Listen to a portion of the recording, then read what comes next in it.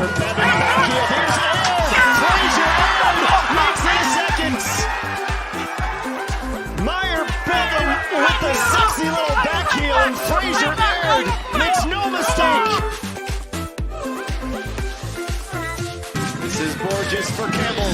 Beautiful ball, Taryn Campbell. Oh, he is a cool customer.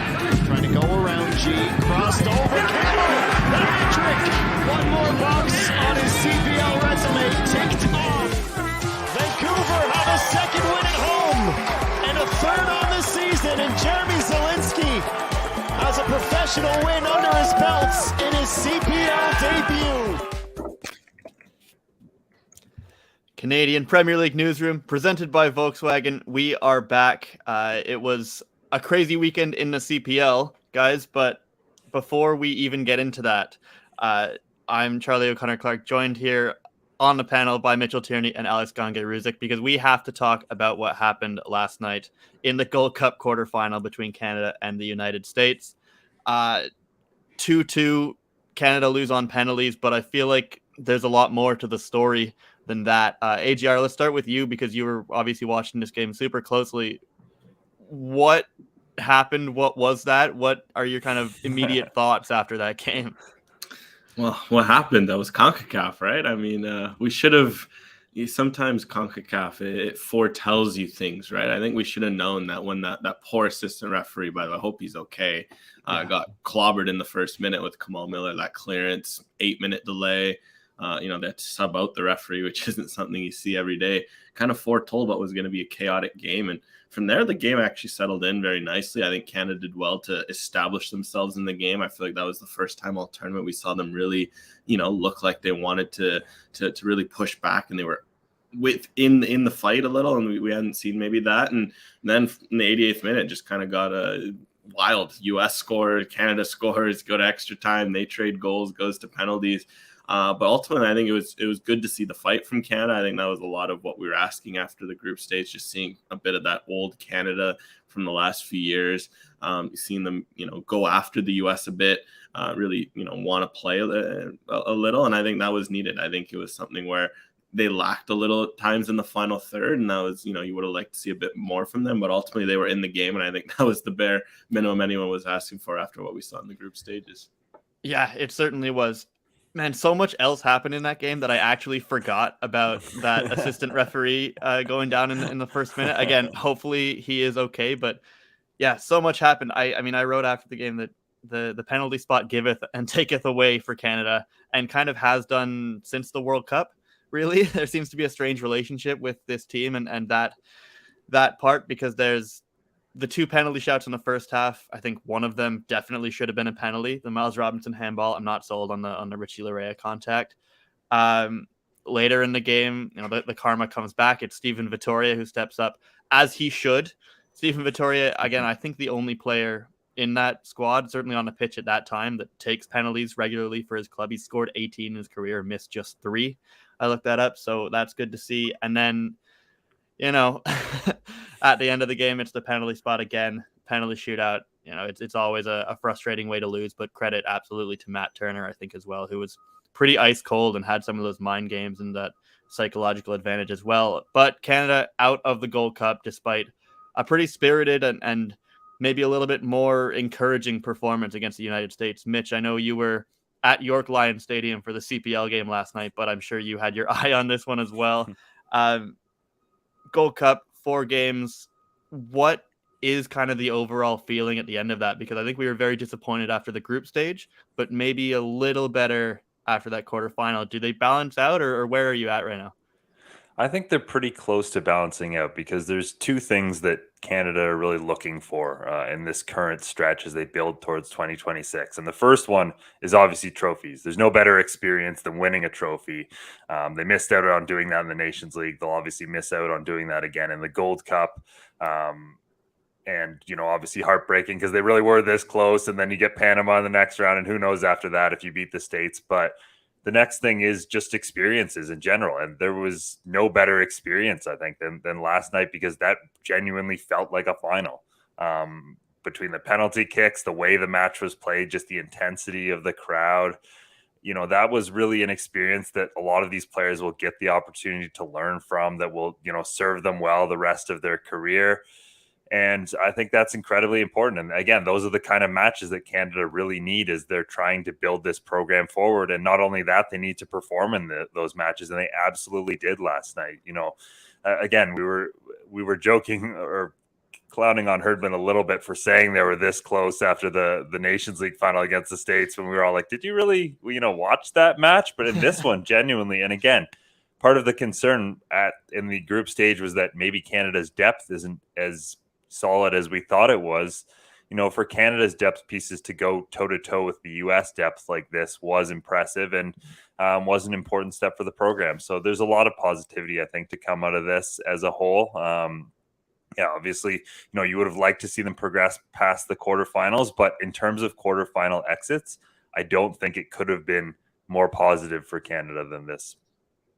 Yeah, for me, it's kind of, you got a little in both hands here, because while I think that is a pretty positive showing against a United States team that, in my opinion, was better than Canada and had been in the group stage, they shouldn't have been playing them in the first place. I think no matter what John Herdman said about wanting that matchup, I really think that Canada should have won that group and been on the opposite side of the bracket. And maybe Jamaica is also a very difficult out for Canada. But again, AGR, as Mitchell mentioned, there are a lot of players in this squad that come out of this tournament with incredible national team experience in pretty high stakes environments, right? That's got to be a positive. What is it for you? Do you feel like this quarterfinal makes up for the group stage? Do you feel like Canada, proved that they belong alongside the United States in this region, or where are you at as well coming out of this tournament? Yeah, I guess it's mixed feelings, because it is right that you can't forget the group stage necessarily, and especially, again, like, they should have won the group, right? Like, they got a gift of a group. Like, if they're in maybe a tougher group, you'd almost understand that. Also, I guess, yeah, I mean, like, it was good for them to go toe to toe with the US, but also on the other hand, like, Canada also is at a stage where, yeah, like, maybe, moral victories. There's been a lot of moral victories. At a certain point, you do got to get them over the line. So I think it's something where, I think in isolation, the feeling after the game, like watching that game, I was like, that's good. That was what Canada needed. I think, it's big because you saw guys step up. It's what we wanted all tournament. We saw Dane St. Clair show for a moment, like, okay, maybe this is a guy who could be pushing to be Canada's number one. You saw, Ali Ahmed continue to do Ali Ahmed things. You saw Jacob Schaffelberg come off the bench and be just an absolute wild card and bring a directness that wasn't there. And I think a lot of that's all great in isolation. And I mean, we can talk about some of those individual standouts, but I think overall, if you sit back, Canada should be a team pushing for top 4 Gold Cups. They should be a team that, I mean, obviously we can go into the, they're playing in the US. They haven't won there since 57, but the game was there. You're up 2-1 in extra time. Good teams win from those positions. And, I guess it just shows that there's still that next step Canada to take to be a true giant of CONCACAF. But yeah, it is always encouraging to see them push. But feels like now it's been at a certain point they'll have to find a way to get these over the line. But that's the next step of their evolution. Yeah, you make a really good point there about Canada being up with, I think, less than 10 minutes to go in extra time. You should win from that position. And I think the way that they played after that was, maybe a little disappointing for me. I think they sat back maybe a little bit too much against a U.S. team that had clearly been at their throats, especially from that left flank. I mean, Cade Cowell and Brandon Vasquez were pretty incredible, I think, once they come into the game. So let's just go into a couple more of our takeaways. AGR, you mentioned a lot of individuals there. And as Mitchell mentioned, whether we agree with all of the lineup choices or not, there are a lot of younger players that got first team national team experience, and a lot of it at this tournament. I mean, even in this game alone, the standouts, Dane St. Clair obviously hadn't had a lot of starts to the national team. Jacob Schaffelberg, probably the best player on the pitch for Canada after he comes into the game and scores what would have been an iconic Canadian soccer moment if things had not ended the way they did. And honestly, for me, still might be one of the best moments this country's had at the Gold Cup, I think. Not that there's necessarily been a ton of them, but Mitchell, for you, coming out of these 4 games in this tournament, who is standing out for you? What players are giving you the most hope as we head into the next 2024 and road to 2026? Yeah, there was a while there when we would have just celebrated a Gold Cup goal, let alone a Gold Cup goal in extra time against the United States in the quarterfinals. But yeah, with that being said, I think there's a number of players that stood out this tournament. Dane St. Clair, as you mentioned, I think he's only really played those kind of tricky matches for a goalkeeper for Canada, where they're against the lesser opponents, where any goal you allow is going to be seen as an error. And obviously, we saw the game against Cuba where he looked a little nervous. He gave away that penalty. It was a difficult one. So for him to rebound this quickly and deliver a performance like that against one of the best teams in the tournament was obviously excellent and shows his experience.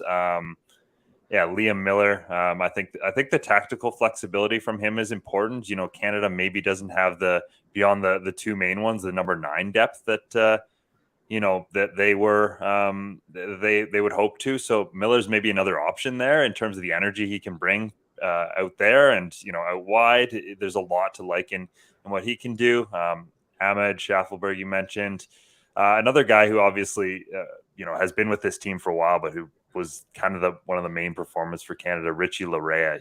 Going into this tournament, those key veterans, you were hoping that they would kind of take their game to the next level and be, the standout leaders on this team. And no one exemplified that more than Larea over the course of this tournament. So I think he's starting to really lock down a spot as, a key veteran on this team who just keeps getting better for the national team. Absolutely. There's a question in the chat here from Arthur that I'll throw to you, AGR. Have we seen enough from these performances, this iteration of the Canadian men's national team, to bring any clarity on who might be starting for this team at center back come 2026? My immediate thought is no, but what are your thoughts on kind of the defensive depth and the players that have started to get some reps in at center back for this team? I would say there's a few. I think the big one, I think sometimes absence makes the heart grow fonder. And I think Derek Cornelius' stock continues to rise immensely. And I think it's really unfortunate he was injured. And he's someone where even just the Nations League final, they could have used him massively and throughout this tournament. So I think this just kind of grew my appetite of seeing Cornelius play a bigger role in this back line going forward. I think, for Zach McGraw, he did grow throughout the tournament. And I think, he did well enough in what was a relatively uncomfortable position, right? I think he looks a lot more like someone who could be a Vittoria replacement versus someone who play on the outside of a back three. So, maybe a bit more. I'd like to see a bit more from McGraw in a role like that before, go to too much conclusion on what he can be in a Canadian shirt. Heck, that kind of goes with the point with Moise Bombito. Again, it was 45 minutes against Guatemala, but I'll hold on to those 45 minutes, have him at right center back till I see more of it. So like that, for example, if those as a back three, that gives Canada a lot more speed than we've seen in the past. It gives them a bit more aerial presence. Maybe a goal like the Brandon Vasquez one doesn't happen if they have a bit more of that on the field. So I think there were some where those three in particular, you could look at them as potential options. But also the fact that we didn't see McGraw in the middle of a back three, the fact we didn't see Bombito on the outside of a back three also feels like missed opportunities to see what they could have been about to help that center back position. Yeah, it certainly does. I would have liked to see a little bit more of Bombito in that back three. Would have liked to see Dominic Zator a little bit more. And obviously there's a lot of other players in the pool. I'm thinking, as you said, Cornelius, Joel Waterman, there's plenty of other center backs in this pool that I think will get those opportunities before 2026. So to answer your question, Arthur, I don't think there's a lot of clarity on who will be starting for this team in defense 3 years from now.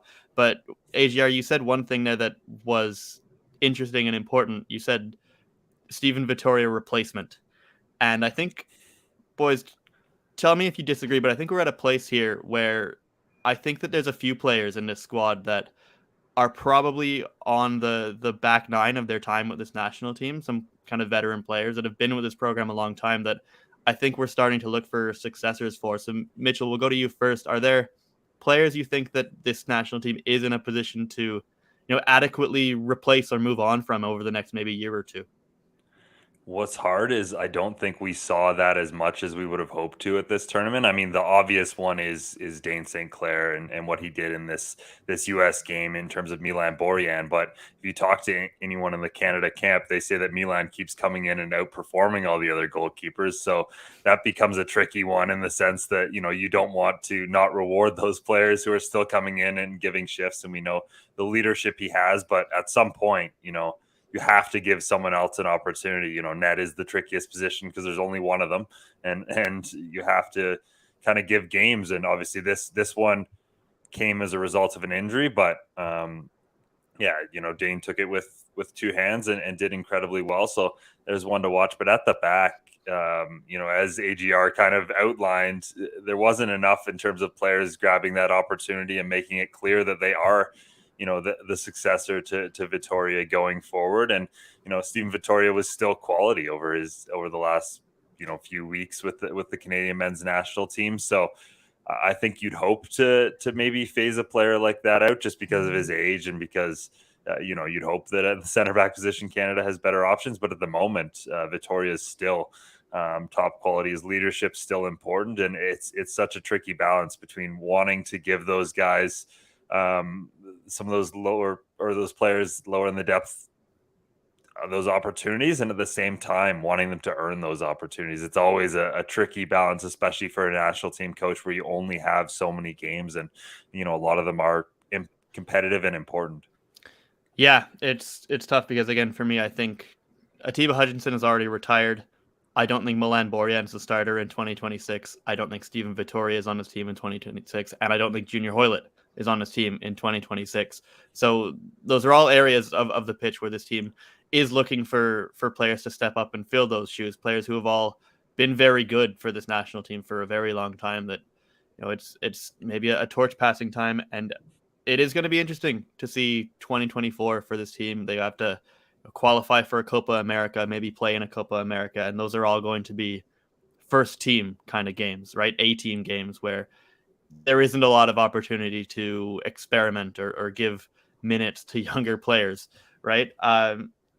Anyway, boys, I think we've gone a little bit long here, so let's move on to this Canadian Premier League weekend. So we're gonna have both of you two back later in the show, but for now, I think we need to move on to the Canadian Premier League. So Benny, if we swap out these two boys and we get the Canadian Premier League results board up on the screen here, so that we can move fully into what was a pretty fascinating week in the CPL. We started out in Langley, where Vancouver FC beat Halifax Wanderers at home, thanks to Gabby Bitar and Mickey Cantav scoring his first goal for that club.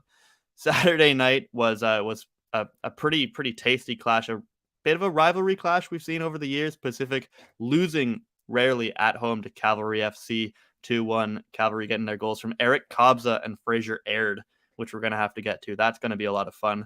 Atletico Ottawa 2, Valor 0. Ollie Bassett scoring from the penalty spot, and then Zach Verhoeven sealing that at the end of the game for, I think, 3 in a row at home wins for Atletico Ottawa.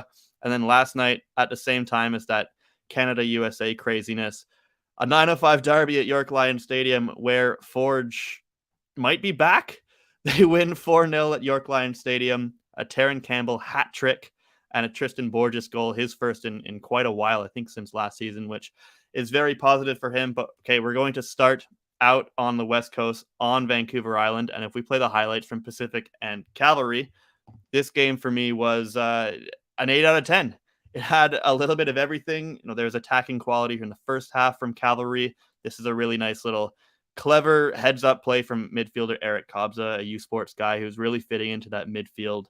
But then in the second half, big missed chances from Pacific, some good defending.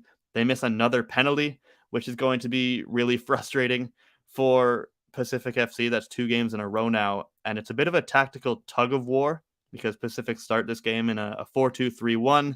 That at halftime, they feel like they're maybe losing some ground in midfield. So James Merriman brings on Sean Young, goes back to that pretty traditional 4-3-3 that they're a lot more comfortable, and they can't come back. But I think overall, this is a fascinating game because Cavalry hadn't won on the road at all this year until last week, and now they've done it twice in a row against a Valor and a Pacific team that very, very rarely lose at home. So I think that there's a lot to take out of this game. Cavalry especially feel like they're keeping themselves in the race. I think this was a game that they had to get something out of, if not win, to keep themselves, alive in the title hunt. I think that puts them just 4 points back of Pacific at the top. And if they'd lost, it would have been, I want to say 10. where somebody else will check my map later because I can't do that on the fly. But anyway, as we stay at Starlight Stadium, let's start by hearing the thoughts of the winning manager, Cavalry FC's Tommy Wheeldon Jr. That felt like a playoff game. It felt like a top of the table clash. I thought first half we were some of our nicest movement of the ball circulation, opportunities, and we felt disappointed it was only 2-0 at half time. And then Gote has that chance right before, then they have the penalty. And I think, we expected Pacific, they've had a terrific season, we expected them to throw everything at us. And then near the end, we had to suffer a bit, and something we did, a little bit last week. And, when you come away from home, you've got to show another side here. If you're going to pick 3 points up away from home, you've got to be able to be prepared to suffer. And, they're the best attacking side in the league so far. So I think we showed both sides of our game, which I'm delighted with. Again, progress for Cavalry FC. That's a game that maybe they don't win earlier in the season, where they dropped a lot of points from winning positions. I think they took the lead twice against Pacific at Starlight Stadium in their first game there, and then later in the Canadian Championship.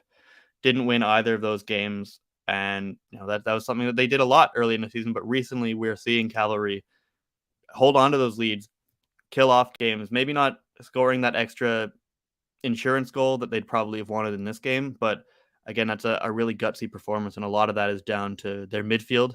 Eric Kobza, again, University of Calgary, probably an early front runner for the best pick of the 2023 U Sports draft. And then Jesse Daly, who has also been fantastic in that midfield. And there's a lot of depth, I think, all of a sudden in that Cavalry midfield, because Charlie Trafford will be back. He was suspended. Shamit Shom comes off the bench for the first time since the second week in April for Cavalry. So there's a lot of options in that double pivot for Cavalry. And all over the pitch, good performances. I mean, Meyer Bevan had a lot of shots, and it's his back heel that sets up Fraser Aird's goal. And Fraser Aird played maybe his best game that I've seen him play in a Cavalry shirt. So again, this is a team that's in suddenly really, really good form. So before we move on to Pacific, let's go back there and let's just hear a few words on Eric Kobza and what that midfield was able to do in this game. We're playing against the top of the table. Their midfield is probably one of their strongest parts, and me and Jesse had to adjust. I think Sean Young came in the second half, gave us different pictures to kind of look at, but we stuck together, stayed as compact as a unit. Shamit came in after a long time away, and it was good to have him back. But this group, everything we do is together, and we battle for each other. I think that's the most important part. We're together, and we stay strong as a unit. So as long as we keep doing that, sky's the limit. Not sure what that beeping was in the background, and I didn't have enough time to think of a good joke for it, so we're going to have to move directly on to Pacific, who miss another penalty. This time it's Manny Aparicio who puts it in the Salish Sea. It was way over the bar. But something that I think sticks out for me about Pacific is, and it's something we'll hear Amir Didic talk about in a second, but their first half performances have not been great recently, or really at a lot of times this year. This is a game where they get kind of dominated in the first half. They haven't scored a first half go-ahead goal in the last 5 games, and I think they've only done it 4 times all season, which is a bit of a problem for me, where you're not starting games well. You need either a rough first half, or you need to go down by a goal to really switch it on again. You're in first place, but it feels like there's maybe things even for the best team in the league so far to work on. So let's just hear Amir Didic's thoughts on that specific problem.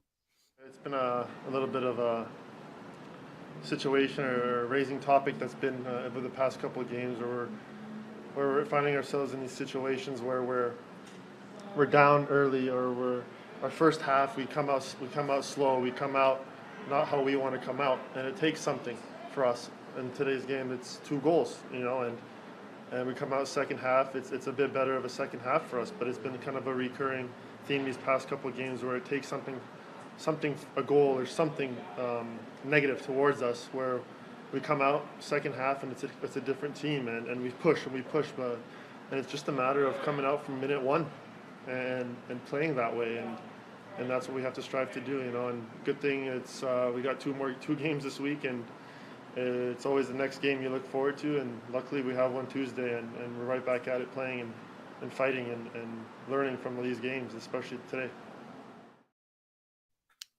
pretty thoughtful and honest reaction from Amir Didic, who I think was very good in this game and has been all year, but you can tell that that's clearly something that they've been talking about in the Pacific dressing room and has been a problem, and they'll be very disappointed that it happened again in this game. Before we talk very quickly about what's next for this club, let's just hear one more thought on Pacific and their performance in this game, and let's go back and hear from their coach, James Merriman. I think overall we disappointed in ourselves. I think we make it difficult for ourselves when we're hesitant in the final third and we don't take clear chances. It invites pressure against yourself. We had moments where we need to be decisive there and take goals, and we didn't. We need to be better in front of goal. Wasn't good enough. And then overall in the first half, I don't think our energy was there. In the second half, we pushed, but then we're chasing the game. We have another couple of clear chances. We miss a penalty, another clear chance right at the last second of the game, and we don't take it. So you don't score goals, it's difficult to win games. It's very difficult to win games if you don't score goals. James Merriman, by the way, signing last week a 3-year contract extension with 2 more options to stay as head coach of Pacific. It's a very well-deserved reward for a Vancouver Island boy who has been, I believe, the winningest coach in the CPL since he took over at Pacific, with over 2 points a game, I think, with that club. So congratulations to him. Pacific 3 points clear at the top of the table still. They've got 2 games in hand on Forge in second place, but they're going to make one of those games up very soon. Tomorrow night, actually, Tuesday night, they are all the way on the other side of the country in Halifax, which is a very difficult travel schedule for Pacific, but a pretty important bounce back game for them as they go out to a very tricky Wanderers grounds to play it. Cavalry, meanwhile, they're also playing in midweek. They're going back home, though, and on Wednesday night, they're going to host Atletico Ottawa. Now, from the island, let's go to the nation's capital, and let's bring in Benedict Rhodes, because you guys have heard far more than enough of me in the last 10, 15 minutes. But Benedict, before we talk about this Atletico Ottawa and Valor game, you've been all over the coverage for us at CanPL.ca on the Canadian women's national team with the World Cup coming up later this month. They announced their final 23-player squad on Sunday. Just give me your overall takeaways from that, what your thoughts are on the roster itself and this team's prospects with the World Cup starting in 10 days.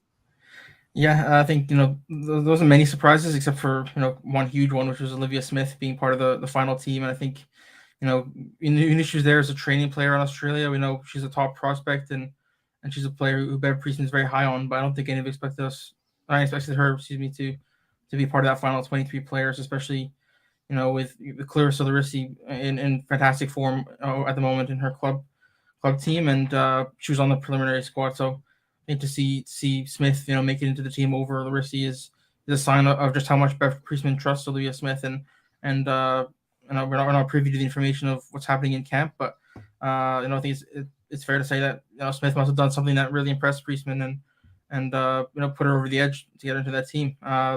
Another unfortunate thing about this squad is no Desiree Scott. It could be her final World Cup or possibly final major tournament with Canada, and to see her injured and unable to the final team is a bit disappointing for Desiree Scott. And also 2 players who were injured were able to find their way back into the team, and that's Nichelle Prince and Deanne Rose. So exciting to see both of them back from long-term Achilles injuries and make this final squad. Prince especially has not played a competitive minute so far this season. So to see her ready to go and Bev Priestman, believes she's able to make an impact on this squad. So I think that's a huge positive for Canada and for Nichelle Prince. Yep. Again, the Women's World Cup opening in 10 days for Canada when they take on Nigeria, followed by games against the Republic of Ireland and hosts Australia. It's going to be a lot of fun. It's a very tough group. We will be all over it on the written side at CanPL.ca. Benedict will be all over it. I'll have some stuff. Maybe a few other people will have some writing around that tournament. So keep an eye out for that at CanPL.ca. As we all love a World Cup here, and I think Canada at a World Cup is very special. But we'll go back to the CPL now. Let's play the highlights from Atletico Ottawa and Valor. Big 3 points for Ottawa, as you wrote, Benny. Give me your rating out of 10 for this game and what you liked about it overall. I'll give it a 7. I think it was a pretty good game. I think coming in the storyline was that both teams really needed a win here. Ottawa coming into the into the week as the regular season champions a year ago, sitting bottom of the table. And I mean, obviously, that's not somewhere they want to be, and they needed kind of a statement win, I guess, in front of their home fans, and that's exactly what they got. It was a game where maybe they didn't have as many goals as they maybe could have had. I think there was Ollie Bassett and Abubakar Sako probably could have had about 15 goals each in this game, but they weren't able to find the back of the net only twice in this game. But still 3 huge points for them, and for Valor, still a team looking for answers, I guess, for their sort of stagnant attack at the moment, where they've now gone 4 games without an open play goal. That's something that they need to change, and very fast. Yeah, and we will get to Valor in a second because that is a big concern. But Ottawa, I thought that they looked quite good in this game. Ollie Bassett and Abubakar Sako, as you mentioned, both getting into the team of the week this week, and I think that's well deserved. And there are probably a few other players that could have got in there if we were able to fit them in. But Benedict, that's a big day for them. Just tell me a little bit about what you thought that Atletico Ottawa did well to win another game at home when earlier in the season it was a big story that they weren't doing that. Yeah, I think the things of the attack looked very fluid in this game. They looked like they were getting forward, regularly. They were finding ways to break through the lines, and I think a big part of that was Ollie Bassett playing I think player of the year candidate form once again, and how good he can be. Of course, he won the award last year, and in this game, there's a few instances where he played the ball in behind for Sako, for Shaw, Malcolm Shaw, that is. And also in the first half, Ruben Del Campo in his first ever appearance for Atletico Ottawa looked brilliant. Only 45 minutes. They're trying to sort of work his way up to full fitness, but in the 45 minutes he did play, and for Zapatero in the second half as well. But both of them looked really good in their first game in the red and white. Absolutely. Friends of the podcast, Arthur's in the chat talking about Ollie Bassett, who he says has the best first touch in the CPL and another MVP caliber performance. I don't think I can disagree with that. He was outstanding in this game, and Anthony saying Ottawa was all over Valor, which they really were at a lot of times in this game. So a pretty positive performance from Ottawa. And let's go back to TD Place and get the thoughts of their captain, Carl Howarth. Yeah, it's big. I mean, the way the CPL is set up is everything's so tight at all times. So, all it takes is to get a bit of momentum together, put a couple of good results together, and you can move up that table pretty quick. Conversely, if you drop a couple of games in a row, all of a sudden you find yourself down near the bottom. So it's just a reminder that every game is just as important as the next, and we need to stay focused. But you could see how much it meant to us today. Celebrating with the fans. They've given so much for us all season, home or away. So it's nice to get one for them here at home. And you just got to keep that momentum going now. Got to keep that momentum going. Ottawa's just 1 point out of a playoff spot all of a sudden. They've got 15 points. Ben, you mentioned Del Campo and Alberto Zapatero making their debuts for Atletico Ottawa, 2 really, really big mid-season signings. If you don't know about Zapatero, Google him. El Toro, he played with some absolutely massive players in the Spain under-20 squad. He played against Messi for Spain, and I believe scored in a I think it was a quarterfinal at the FIFA Under-20 World Cup. He played a whole lot of La Liga games for Zaragoza. An incredible player. Benny, you touched on them briefly, but just give me another maybe 30 seconds on your thoughts on these debuts and what these 2 players could mean and could change for Atletico Ottawa for the rest of the season. Yeah, I mean, it sounds a little obvious because that's what we need in the sport, but the thing Ottawa needs, I guess, are goals and some steel in midfield, and I think these 2 players provide exactly that. Del Campo, he probably should have scored in the first half. He made a great run in behind on a long pass up the pitch, and just kind of missed high and wide, I guess, from a shot from a pretty tight angle. But there are a few times where he got in behind or played someone else in behind. I think he played Sam Salter in the first half, and he showed flashes that he could be a real difference maker in attack for them. And as for Zapatero, he got the second 45 minutes, and he just kind of provided that calmness and sort of solidity, I guess, to this midfield. We've talked about before. I think they've kind of been missing, I guess, since they lost Abdul Sissoko in the offseason. So to bring in someone who's a sort of veteran midfield presence like that is a huge get for them. And a midfield with him and Ollie Bassett and Noah Verhoeven is a pretty good midfield in the Canadian Premier League. That's absolutely right. I don't think they ever really quite replaced Abdul Sissoko in the offseason, so maybe they have done so now. And Del Campo, we should mention, because we spoke about Zapatero, 23-year-old from Switzerland, who Carlos Gonzalez knows very well because he played under him in the Atletico Madrid academy. So good connection there to have. Before we touch on Valor at the end here, let's just go back to TD Place one more time and let's hear from Ottawa's head coach, Carlos Gonzalez.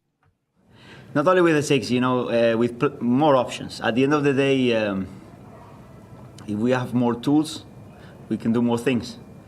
And it's about that, but very happy for everyone, not only the 2 new guys that they perform well and they add to the team, also the performance of every single player that played today in the field. I think that they gave good things to the team in every phase, and they play with pride, and they show the spirit that we brought out in the last few games against Forge, against Pacific. I think that it's very important that we play with that spirit, and it's very important that we create that synergies again between the people here in Ottawa, between all of us. I think that this is so important that in the key moments it's going to give us a boost and it's going to push us.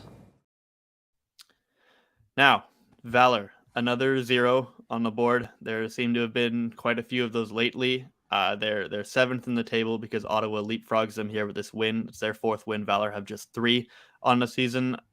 Benedict, what is going wrong for this club at the moment, who just aren't putting the ball in the net?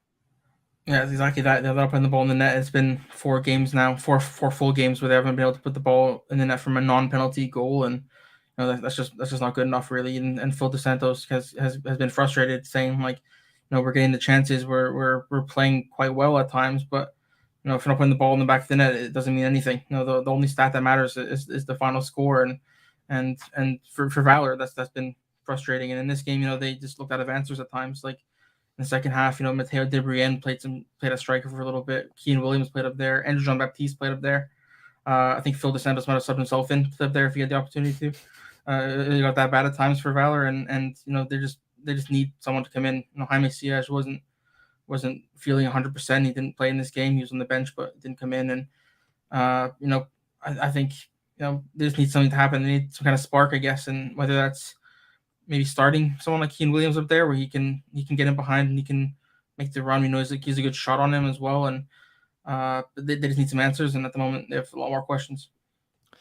Absolutely. I mean, we do have to say Valor also just 1 point out of the playoffs, but it definitely feels like one of those moments where you're just begging a ball to go in the net. Somehow it's probably going to be ugly. You just need to get 1 on the board, and then maybe the confidence comes back.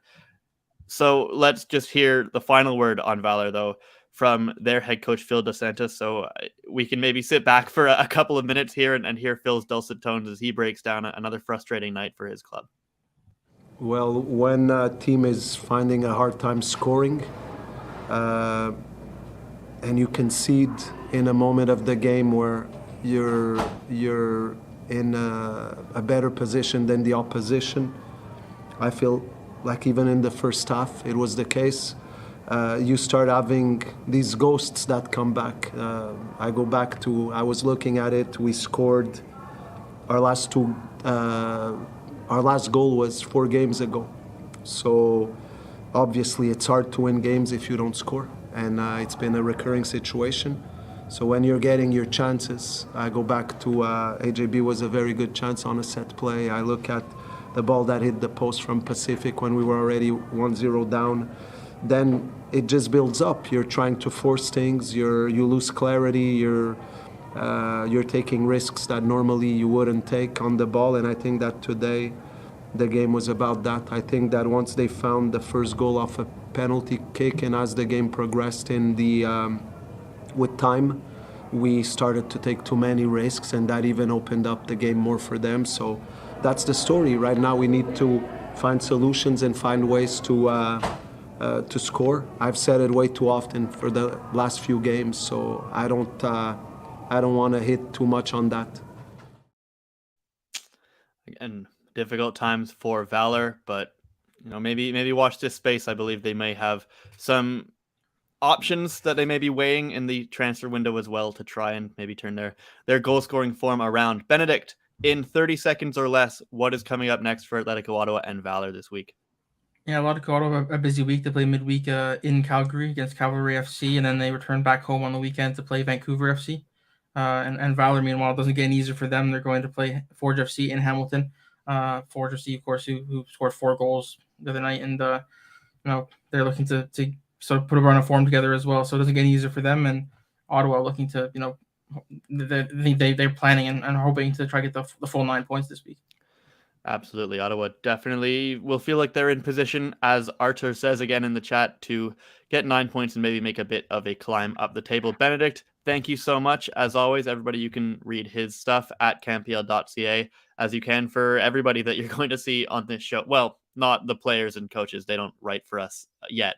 But all of the panelists that you are hearing from today, you can read them at campl.ca. Now, we will go back out to British Columbia, to the West Coast for Friday night's game. We'll bring Alexander Gonge-Ruzik back into the studio here to talk to us about Vancouver FC 2, Halifax Wanderers 1. And as we play the highlights here, AGR, you were on this game for us. So just tell me what you liked about this game. You said Vancouver reached the midpoint of their season in style. So give me a rating out of 10 for this game and what stood out to you. Yeah, this was a good little battle out here Friday night in BC, and Vancouver, they're just continuing to grow. So I'd say for in terms of a compelling rating, I'd say about a 7.5, because I think this was a very good tactical matchup, and I'm always a big fan of that, and that's what's been good to see from Vancouver, that they're growing. I think they came out, got off to a good start, opened the scoring early, but then Halifax right away, right back in it. Thiago Coimbra, not many hotter than him right now, especially among U21 players, getting his third goal, and I think it's 4 or 5 games, so he's in good form. And then from that point on, it was a good, entertaining battle, and both teams were pushing. Vancouver was doing a great job of pressing Halifax, making them uncomfortable, hitting them in transition, while Halifax, when they did break those lines, they were showing good danger in the final third. But ultimately, the biggest thing for Vancouver is that they took their chances. They were clinical. And then despite having a very makeshift back line, no Callum Irving, as he unfortunately dealt with the stomach bug, they still managed to get a win with backup goalkeeper Jeremy Zielinski putting in a big shift along with the defenders in front of him. And I think that's a sign of the growing maturity of this Vancouver team, that they're now able to climb and kind of claw out results like this. Yeah, the growing maturity of the Vancouver team, I think, is a good way of putting it. AGR, Stefan in the chat is asking if we think that VFC maybe has turned a page, maybe turned a corner, and can maybe start to put a string of wins together. I think this is a game where maybe they don't win earlier in the season. It's quite a mature performance. AGR, tell me a little bit about who stood out for you. You've mentioned a few, and you wrote a lot about the young defense maturing, but I think we're also owing some credit to Mickey Cantav. Just tell me a little bit about which players and which parts of this game stood out for you from Vancouver. Yeah, I mean, to start with Cantav, he continues to be a good injection of quality / experience / just magic making, as Vancouver says in the chat. It's a good way of putting him. He does bring a bit of magic at that moment in the final third that Vancouver is sometimes lacking, because they continue to get into good areas, but it's just moments where you want that one-touch finish. You want that final ball, and I think Cantave has brought that immediately. His goal is a great example. Such a beautiful build-up for them to Kwok to Hundal. Ball sits up for Cantave. Maybe if that's another player, they try to take a second touch or they try to do too much. It's just a simple no. Let's keep it low, keep it simple, get the goal. And they've needed that in the final third. And what's nice also about how the way he's playing is he's obviously brought his quality, but it's rubbing off on the others, right? The others are starting to take those moments. They're starting to take off that. And then defensively on the other side, I think it has to be said that this is Vancouver's best stretch of the season. They haven't allowed like 3, 4, 5s that they were putting up defensively earlier in the year. They're this is 1, 2 a game at most, and they're putting in good defensive performances, and that's despite suspensions, injuries. Irving gets a stomach bug, you're not worried. Some of their midfielders have been dealing with suspensions. Ibrahim Bakare was out with the suspension, but Rocco Romeo's become a real leader. The players around him have stepped up, and I think that shows that they're really starting to buy in defensively right now. Rocco Romeo really has become quite a leader for this Vancouver team. He is in the team of the week, as is Mickey Cantav. I really tried to fit Minjae Kwak in there and Gabby Bitar and even Sean Hundal, but there were a lot of strong performances around the league this week. So maybe honorable mentions for them at the moment. Now, just for a couple more thoughts on Vancouver Football Club, let's go back to Willoughby Park and let's hear from their manager, Afshin Gopi. I felt with an exception of a little bit at times shaky start. Of course, the goal erased that shaky start, but then immediately we looked a bit nervous. Once we calmed down after 10 to 15 minutes, I thought we dominated the game, and I thought we were very, very good, especially when we won the ball, how we created space and openings and chances that we created. The combinations that we had with Mikel, Sean, Gabby, I think were phenomenal. And we, even Minge's industrial hard work on the side channel. So great performance, and I thought second half, with an exception, of course, it's natural you're winning 2-1 and you haven't won so many games. It's nervous to keep the result. I think it was one of our best performances. Certainly one of their best performances against a Halifax team that had been playing very well recently. And we're just going to get one more thought on Vancouver before we move on and talk about Halifax, because I want to hear the thoughts of their midfielder, who has been maybe an underrated presence since he's come back from injury, Elliot Simmons. So let's go back and hear from him. That was the first time we've come out and we've maybe been on the front foot, scored early on in the game. But I think it was for us, it was a very enjoyable game. I think we're getting that enjoyment back in the football. It was maybe a bit uglier than we wanted, but that's sometimes football, and it's about, we're in a position where we need to start changing our season, and that's what we said today. We're gonna, it doesn't matter how we're gonna do it, but we're getting 3 points and sort of onwards and upwards from here. And I love that Elliot said that they're getting their enjoyment back in football, because that's what it's all about. And I gotta be honest, it looks like fun when Vancouver Football Club wins a game there. I've only been there for one game this year. It was that draw against Cavalry, which kind of felt like a win in their first home game. But when they win games, it looks like they are enjoying it. But Halifax, a team that certainly does enjoy winning at home as well, as we saw last week, going back home a little bit more disappointed this time. So they were unbeaten in 4 coming here, but maybe didn't look quite their best in this game, AGR. What do you think maybe went wrong for them? Was Vancouver stopping them from playing their game, or were they not doing something right in this game? I'd say a bit of both. At least certainly that was kind of the sentiment from Halifax. They did feel that there were moments where they could have done better, but I'd honestly say credit has to be given to Vancouver. And I think what was fascinating about this game was just the way that Vancouver pressed Halifax and how Halifax responded. Because I think what's been clear with Halifax is they like to build up. They have their possession patterns. They build in a 3, but also, sometimes they build in a 4. And I think Lorenzo Caligari, right, the CPL Busquets, so, as he's been coined, in week 1 of the newsroom, he's key to it. And I thought what was fascinating is that Vancouver, they kind of came out in this 4-1-4-1, and one of the midfielders' jobs was to really, and that was Elliot Simmons, was to really step on Lorenzo Caligari, and I think it worked. He was almost getting man-marked in possession, and because of that, almost blew my mind. So like when you check the FUT mob after the game, you're used to seeing Lorenzo Caligari like 130 touches, 120 touches. I checked in the 75th minute, he had 53 touches.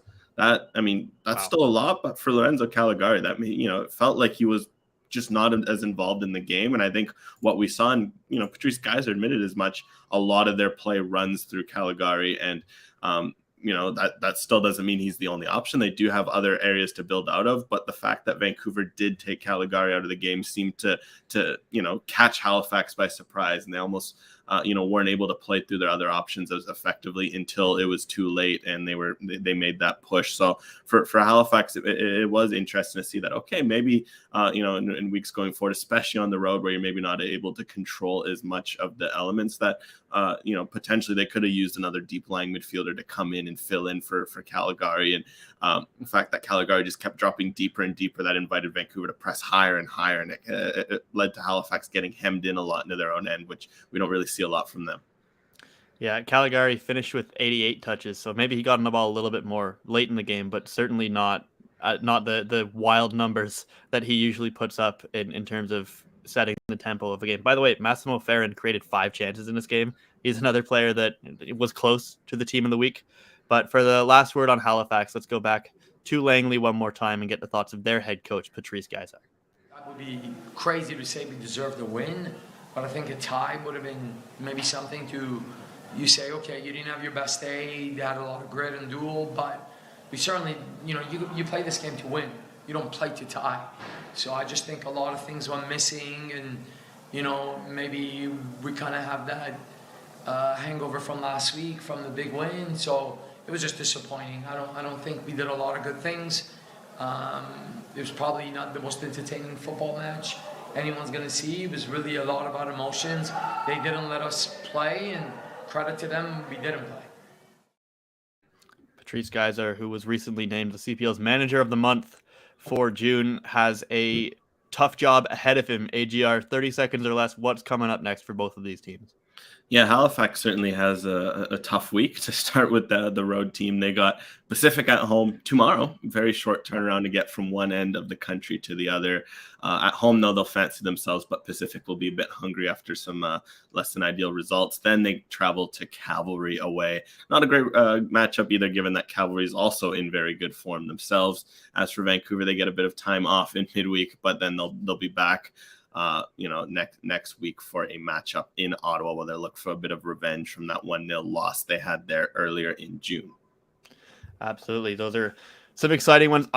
In particular, am very excited for that Halifax Pacific game. A lot of storylines going into that. But AGR, we will talk to you next week. Thank you so much. And again, you guys can read him both at campl.ca and One Soccer, because AGR is one of the hardest working writers in Canadian football. And as we move to our final CPL match of the weekend at York Lions Stadium, we bring back Mitchell Tierney, who was, I guess, Drew, I don't know if this is really drawing a short straw, because you saw a pretty entertaining game at York Lions Stadium, but you maybe had to keep one half of one eye on the Canada game simultaneously. Mitchell, let's roll the highlights for York and Forge. Forge winning 4-0. Mitch, give me your takeaways on this game and your rating out of 10 in terms of its compelling factor.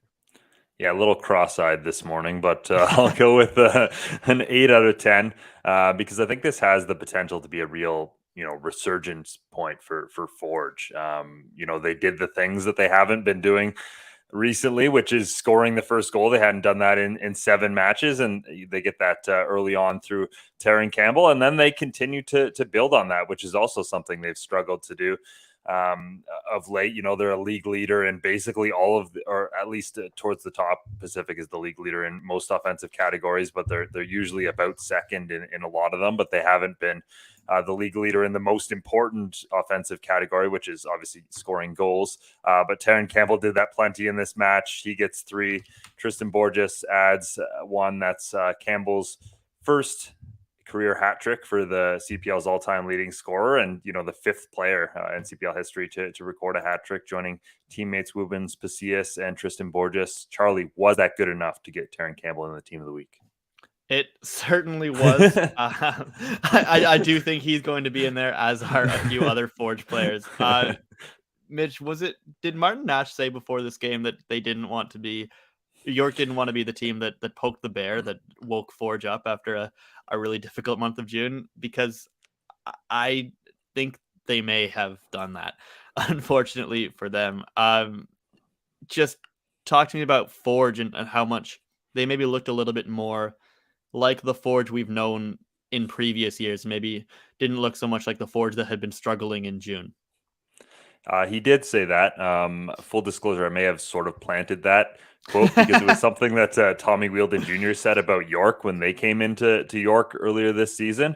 And they obviously, lost to York, and York went on a bit of a streak after that. So if there's any managers watching right now, maybe stay away from that quote, because it doesn't seem to necessarily end well. But yeah, this was a really big performance, obviously, from Forge. Goes without saying. Even their win during this past struggling streak, there was a lot of red flags in the sense that they got scored on, almost historically quick. And then while scoring a few goals, they allowed Ottawa to come back. So this was one where they were just really dominant from start to finish, and a lot to like in how they played. That first goal especially, where when you've been struggling to score goals, to take some of the I guess margin for error out of it, and Rama misses his chance. Okay, there's Hamilton there at the back post to take the shot. That is stopped by Giantsopoulos. Okay, there's Campbell there to put it in. Like, there was a lot of that during this match where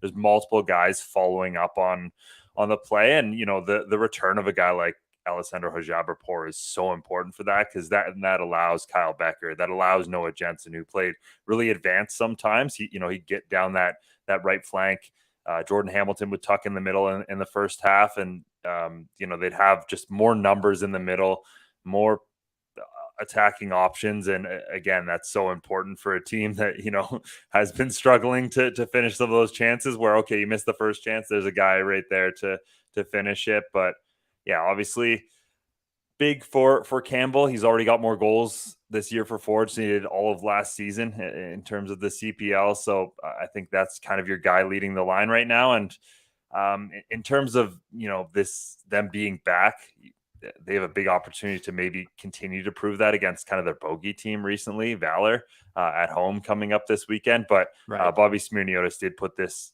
very well in terms of saying, he would have rather spread out the goals over the last little bit and won this one 1-0. And I think that sums it up. This was obviously a dominant performance, and it could be very easily the point where we point to in the season and say that's where Forge turned it around again. But also, it takes more than one result to do that. And we need to see them consistently play like this before we can really say, Forge is back. Right. Yeah, I think a cathartic moment for Forge because they scored first. They scored a lot. Taryn Campbell scored a lot of goals. Again, I think he's now in second for the Golden Boot. Is he on 6 goals now? He's on 7, so he's actually tied with He's Meyer tied Bevan for the Golden Boot lead with Meyer Bevan. And also importantly for Forge is a clean sheet. That's not something that they've done all that much this year. So that will also maybe go under the radar for a 4-0 win, but very important. Now, you alluded to Bobby Smirniotis and what he had to say. Let's go to York Lions Stadium and hear what the Forge gaffer said after this one. We did all the right things in the right moments, stuff that we've preaching and working on, and I think the execution was very good. Takeaway, obviously we've scored goals, but we've created chances. We've hit 2 posts in the first half. I thought our energy was good, and we know if you continue doing the right things, good things happen. It's been a tough spell for us last few games, a lot of times. So this one was well needed, but it's mostly the overall performance of the team that makes us happy. And of course, when you score 4 goals, keep 0 in the other end and 3 points, I think it's exactly what we needed at this point. Exactly what they needed at this point. Exactly what York United did not need was a 4-0 loss at home to their 905 Derby rivals. Mitchell, you called this an ugly one for York. Shipping goals. They're losing to the rival. Mo Babuli sent off from the bench, so he'll be suspended as well. Tell me what the kind of reaction was in the York camp and what really was going wrong for them in this game. Yeah, I mean, they put a bit more of not necessarily a positive spin on it, but in the sense that, this is an opportunity to be a wake-up call for them. And, in matches where they come out and they're clearly second best from the very start of the game in terms of energy, in terms of, how tactically switched on they were. Because one of the things that Martin Nash kind of lamented after the match was, Forge didn't reinvent the wheel here. They got success doing a lot of the things that, you want to limit first and foremost when you play Forge. Tristan Borges getting into major pockets of space in front of your back line. That's always a red flag when you're playing against Forge FC. Allowing Kyle Becker time on the ball to pick up his head and make those big switches in behind that, obviously cause teams lots of problems. Again, another major red flag that you don't want to allow Forge to do. So, those were a couple of the things that obviously led to this difficult result for York. And the biggest thing now is 7 points from 7 home games. Other than maybe their U21 minutes, of which they had 0 again in this match, that's probably the biggest concern for them right now as a club, and something they have to fix in a hurry. So, again, a lot to be concerned about in this match. Again, similar to Forge, it's one game. They've been maybe not great, but they've been okay over the last little bit. So this was a bit of an outlier for them as well. But now the challenge for them is to make sure that this doesn't manifest itself going forward. Absolutely. For the final words on this night at York United, we'll go back to the interview room one more time and we'll hear from their head coach, Martin Nash. First and foremost, I don't think we came to play from the start. I think our energy levels were low. We were disconnected. We looked like we hadn't played together. And some simple things that we talked about before the game we weren't doing. We worked on this week and talked about we just weren't doing, and we knew exactly what they were going to do, and they did exactly what we thought they would. And we knew how we should deal with it, and we just weren't. So frustrating from coaching standpoint, because it wasn't like it was they changed everything they did and we were caught off guard. It was tough one to take, but to be fair, they played real well. Tough one to take indeed. Mitchell, 30 seconds or less. What's up next for both of these two teams? Well, as aforementioned, Forge, they host Valor on Saturday evening at Tim Hortons Field. And for York, it only gets more difficult. They host Pacific, who will be coming off short rest, having played out on the East Coast. So that's an important thing to note. But a big stretch for the Nine Stripes here. They play a lot of home games, and mixed in there are away games, but away games in Ontario. Martin Nash mentioned they haven't had much time to train recently. So this is a key time for them to kind of, get some of those tactical things nailed down that they haven't had the opportunity to do lately. That is right. Okay, before we go, let's just take a quick look at the CPL standings as they are right now. Pacific still out in front, but it's getting a little bit tighter. Forge are just 3 points back. Granted, Pacific have those 2 games in hand, and then lower down the table for that 5th spot. There is a lot of competition. Really, no team currently running away for it. No team completely out of it. So certainly a lot to keep in mind as we really reach the midway point of this 2023 season. But obviously lots of games coming up. So let's look at the midweek schedule first as we go into this week. Tuesday night, that's tomorrow night, Halifax Wanderers hosting Pacific FC on that short turnaround.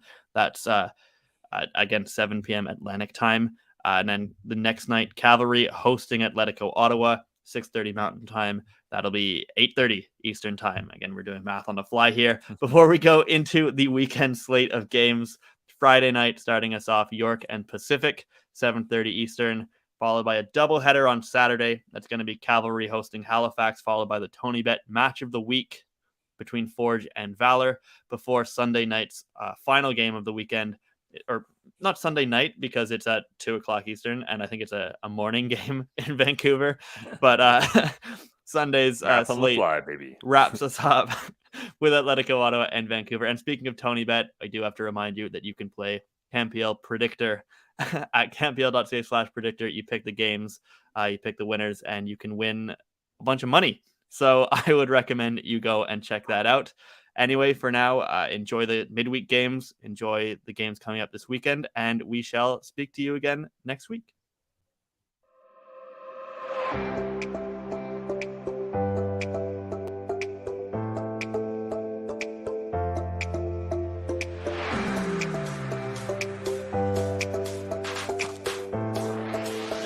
To the middle for Bevan. Backheel. Here's Fraser makes it seconds. Meyer Bevan with the sexy little backheel, and Fraser aired. Makes no mistake. This is Borges for Campbell. Beautiful ball, Taryn Campbell. Oh, he is a cool customer. Trying to go around G. Crossed over Campbell. The hat-trick. One more box on his CPL resume, ticked off. Vancouver have a second win at home and a third on the season, and Jeremy Zielinski has a professional win under his belts in his CPL debut.